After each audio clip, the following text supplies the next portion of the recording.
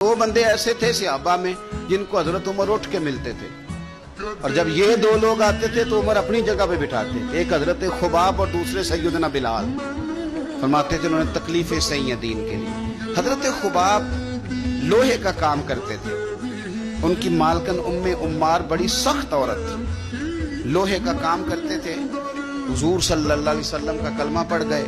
एक दिन मालकन को पता चल गया कि ये तो दीन इस्लाम में चला गया, तो वो आई बड़े गुस्से में बावली होकर, और आपने लोहे की सुलाख आग में रखी हुई थी तो उसने जल्दी से वो सुलाख उठाई और जनाब खुबाब के सर पे रखा। जलती हुई सुलाख वो आग का अंगारा बन जाती, जल गया सर मुबारक। बड़ी तकलीफ में आए मेरे रसूल पाक सल्लल्लाहु अलैहि वसल्लम के हुजूर, अर्ज़ की हुजूर मैं तकलीफ में हूँ, मेरे लिए दुआ फरमाएं।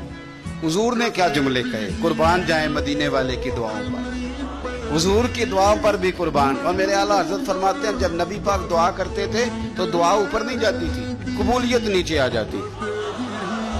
अल्लाह कबूलियत को नीचे भेजता था कि वो मेरे नबी ने दुआ किया, जा जाके कबूल कर उसे। खुदा की रजा चाहते हैं दो आलम, खुदा चाहता है रजाए मोहम्मद सल्लल्लाहु अलैहि वसल्लम। इजाबत का जोड़ा, इनायत का सेहरा, दुल्हन बन के निकली दुआए मोहम्मद, और इजाबत ने झुक कर गले से लगाया बड़ी नाज से जब दुआए मोहम्मद सल्लल्लाहु अलैहि। तो रसूल पाक सल्लल्लाहु अलैहि वसल्लम ने दुआ की, और दुआ क्या की हुजूर ने?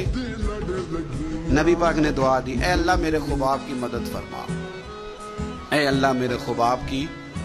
दुआओं का रंग होता है अगरचे हमें नजर ना भी आए। हुजूर ने दुआ कर दी। अब हजरत खुबाब कहते हैं कि उस दुआ का रंग मैं सोचता था, लेकिन ना मक्के के हालात है और ज्यादा कसरत से तादाद काफिरों की है और ताकत में भी काफिर हैं, इस्लाम पे बज़ाहिर गुर्बत है। अब इस दुआ का रंग कैसे नजर आए? लेकिन अगर करम करने वाला अल्लाह हो तो फिर जरूरी नहीं कि ज़ाहिरी असबाब लोगों की नजर में आए, फिर वो रंग बना लेता है, फिर वो सारी रहमतें खुद ब खुद फरमा देता है।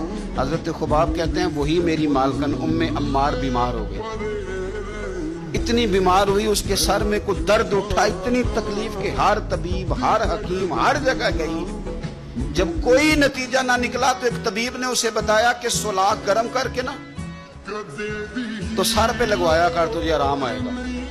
तो आप फरमाते हैं फिर एक दिन वो घर आई और घर आके मुझे कहने लगी लोहे की सुलाख अच्छी तरह आग में तपा के ना तो मेरे सर पे रख। कहते हैं लोहा तप रहा था, मैं पकड़ रहा था, सर पे रख रहा था, गोया मेरी तवज्जो हुजूर की उस दुआ की तरफ चली गई जो सरकार ने फरमाई कि ये अंदाज है कबूलियत का, ये अंदाज है कि कोई जंग नहीं करनी पड़ी, बस हुजूर ने दुआ कर दी, अल्लाह इसकी मदद फरमा।